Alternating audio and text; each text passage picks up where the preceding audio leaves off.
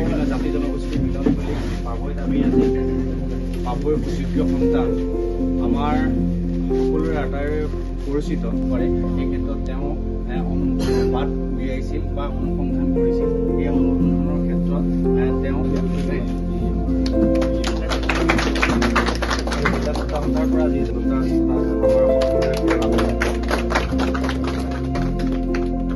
সম্পাদক সুশীল জাতি ডাঙৰীয়া তেখেতসকলকো আমি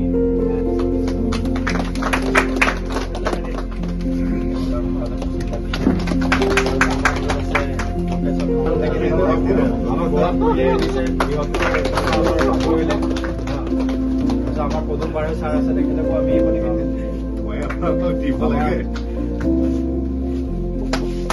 জনাবলৈ অনুৰোধ জনাইছোঁ। অনুৰোধ জনাইছোঁ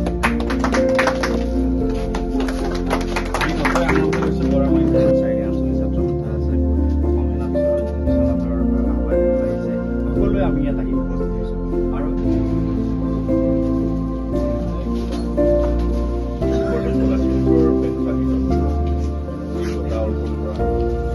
সেই উদ্দেশ্যৰে অসম ছাত্ৰ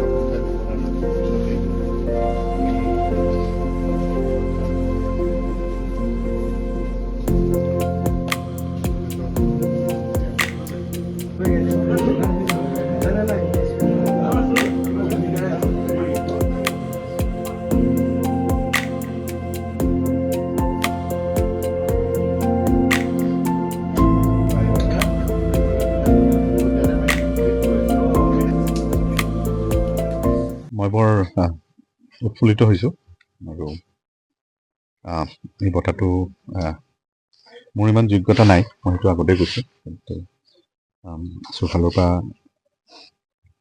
মোক যে যোগ্য বুলি ভাবিছে তাৰ কাৰণে মই এক ধন্যবাদ জনাইছোঁ আৰু চেষ্টা কৰিম কি আৰু আমাৰ বজাৰ আৰু মাটিৰ কাৰণে কাম কৰিব। খেতিৰ বাবে আচলতে আপুনি আজি সন্মান লাভ কৰিছে। দীৰ্ঘদিন ধৰি খেতিৰ জগতৰ লগতে জড়িত হৈ, গতিকে নতুন প্ৰজন্মলৈ এই মুহূৰ্তত কিবা ক'বলগীয়া আছে নেকি? মানে খেতিটো যেন আমাৰ মানুহৰ যোনটো ভাৱধাৰণা বা পাৰচেপশ্যন সেইটো মানে সলনি কৰিব হৈছে।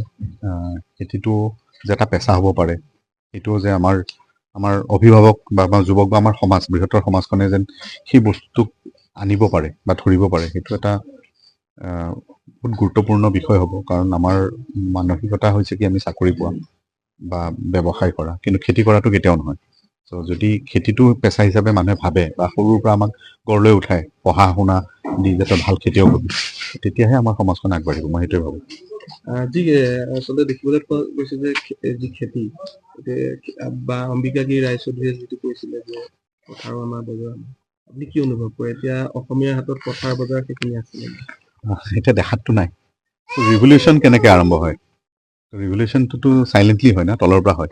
যেতিয়া আমি আৰ্থিকভাৱে সক্ষম হ'ম, আমাৰ হাতত সেই ক্ষমতাটো আহিব, তেতিয়া সকলো বস্তু আহি যায়। চ' ষ্ট্ৰীমলাইন হয়। চ' আৰু আত্মনিৰ্ভৰ হোৱাটোৱে বিৰাট ডাঙৰ কথা। তো খেতিৰে আমি আশা কৰোঁ কি মানুহে আত্মনিৰ্ভৰ হ'ব পাৰে, ভাল জীৱিত নিৰ্বাহ কৰিব পাৰে, ভাল কৰ্ম কৰিব পাৰে। কিন্তু সেইটোতো আমাৰ এটা কৰ্তব্য আমাৰ মাটিৰ কাৰণে। যদি ভালকৈ আমি কৰি আমি আগবঢ়াব পাৰোঁ, আমি নিজকে নহয় আমাৰ, তেতিয়া সমাজখন এনেকৈ আগবাঢ়িব। তেতিয়া আমাৰ আত্মনিৰ্ভৰশীলতাও থাকিব, আমাৰ সাৰ্বভৌমতাটো থাকিব আৰু সমাজখন এনেকৈ আগবাঢ়িব। আপুনি বিচৰা বাতৰি পাব কেৱল নিউজ 18 এপত। নিউজ 18 এপ ডাউনলোড কৰিবলৈ স্কেন কৰক এই QR কোড। গুগল প্লে ষ্টৰতো পাব এই নিউজ 18 এপ।